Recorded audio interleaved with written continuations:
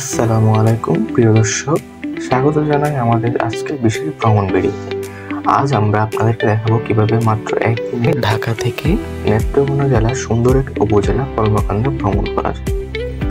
তো চলুন শুরু করা যাক আমাদের একদিনের কলমাকান্দা ভ্রমণ অভিজ্ঞতা।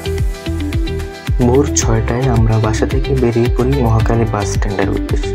সেখান থেকে আমাদের বাস ছেড়ে যাবে কলমাকান্দার উদ্দেশ্যে।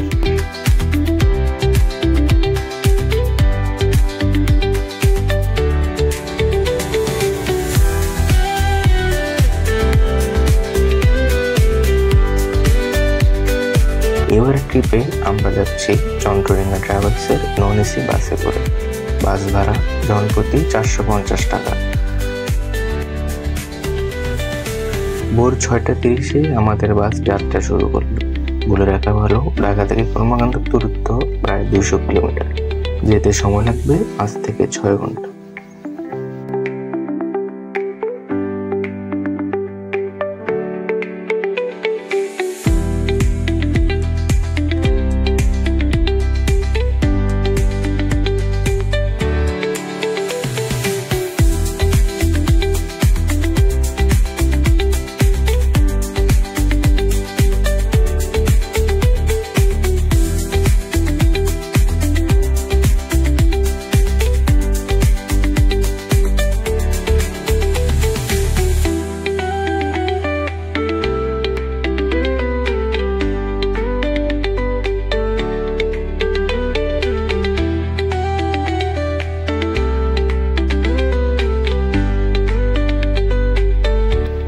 দুপুর 1টায় আমরা কলমাকান্দা পৌঁছাই। বাস থেকে নেমে স্থানীয় হোটেলে জনপ্রতি 80 টাকায় দুপুরের খাবার খেয়ে নিই। খাবারের পর্ব শেষ করে আমরা বেরিয়ে পড়ি কলমাকান্দার সকল স্পট ঘুরে দেখার জন্য। এক্ষেত্রে আমরা আগে থেকেই বাইক রিজার্ভ করে রেখেছিলাম। আপনাদের সহায়তার জন্য বাইকার ভাইয়ের নম্বর কমেন্ট বক্সে দিয়ে রাখবো।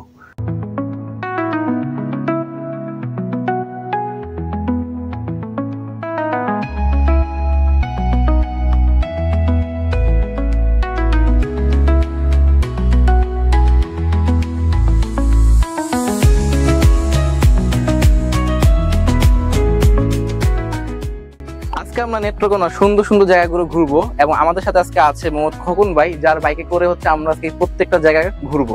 তো খোকন ভাই, আপনি একটু বলেন আমাদের কাছে কোথায় কোথায় ঘুরাবেন। আমি আজকে নিয়ে যাবো আপনাদেরকে চন্দ্রডিঙ্গা, ওই ঝর্ণা যেদিকে কয় ওই দিক দিয়ে নিয়ে যাবো। তারপর আসবো পাতলাবন, তারপর হইলো গিয়া গোপালবাড়ি টিল্লা, তারপর হচ্ছে শাশুড়িদের মাজার, তারপর চলে যাব আমরা দুর্গাপুর থানায় যে আছে চিংনামাটি পাহাড় ও সাদামাটি পাহাড়, তারপর রানীকম কিংবা কমলাবাগান পাহাড়, কমলাবাগান ওই দিক দিয়ে দেখে তারপর নিয়ে আসবো আপনাদেরকে বিরিশিরি।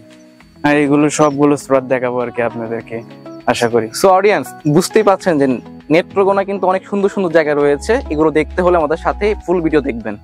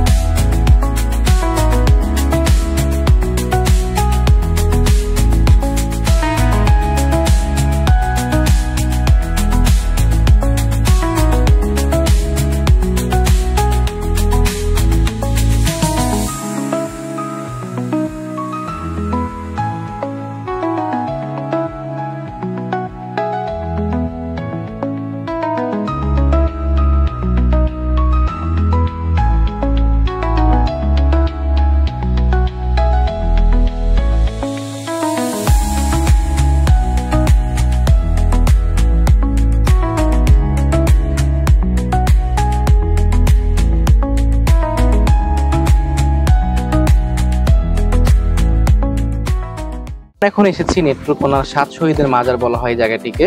এই জায়গাটিতে আপনার 1971 সালে মুক্তিযুদ্ধের সময় 7 জনকে হত্যা করা হয়েছিল, তাদেরকে এখানে কবর দেওয়া হয়, তাই এই জায়গাটাকে বলা হয় 7 শহীদের মাজার। এবং এটাই হচ্ছে বাংলাদেশের নেত্রকোনা সীমান্তের একদম শেষ প্রান্ত। আমরা যদি ওদিকে তাকাই, নদীর ওই পারে হচ্ছে ইন্ডিয়ার বর্ডার দেখা যাচ্ছে এবং ওই পারে হচ্ছে ইন্ডিয়ার বিভিন্ন গ্রাম, রাস্তা এবং বিভিন্ন পাড়া দেখা যাচ্ছে।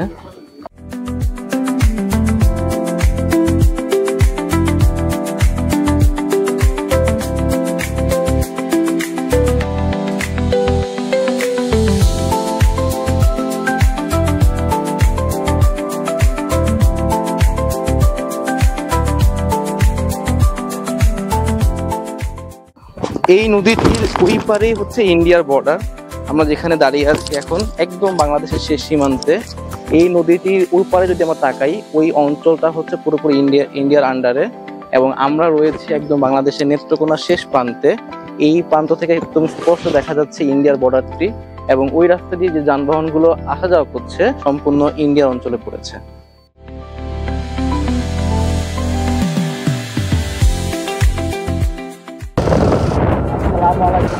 আমরা এখন আছি নেত্রকোনা জেলার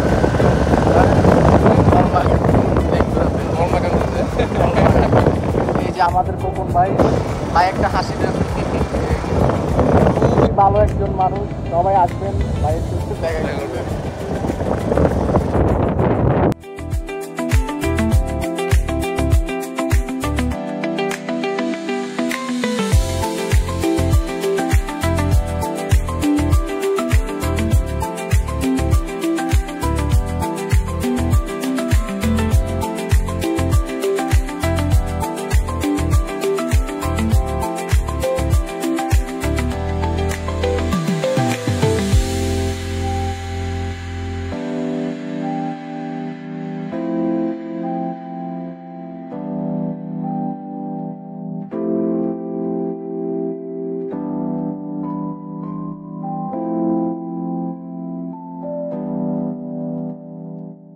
সকল স্পট ঘুরে বিকেল 6টায় আমরা চলে আসি দুর্গাপুর বাস স্ট্যান্ডে।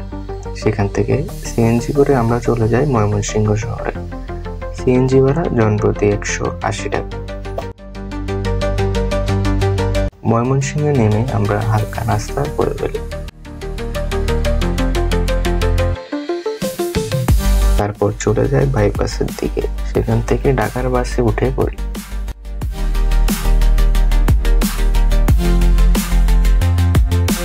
রাত 10টায় আমাদের বাস যাত্রা শুরু করে ঢাকার উদ্দেশ্যে। এইভাবেই মাত্র একদিনে আমরা সম্পন্ন করলাম একটি সুন্দর ও প্রাণবন্ত ভ্রমণ কলমাকান্দা।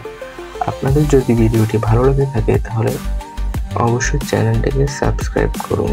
নতুন নতুন ভ্রমণের গল্প নিয়ে আবার দেখা হবে পরবর্তী কোনো ভিডিওতে। ধন্যবাদ সবাইকে।